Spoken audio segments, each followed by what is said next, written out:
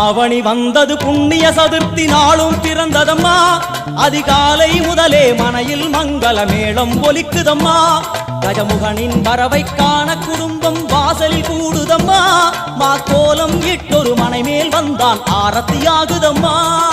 கணபதி ராஜா வந்தார்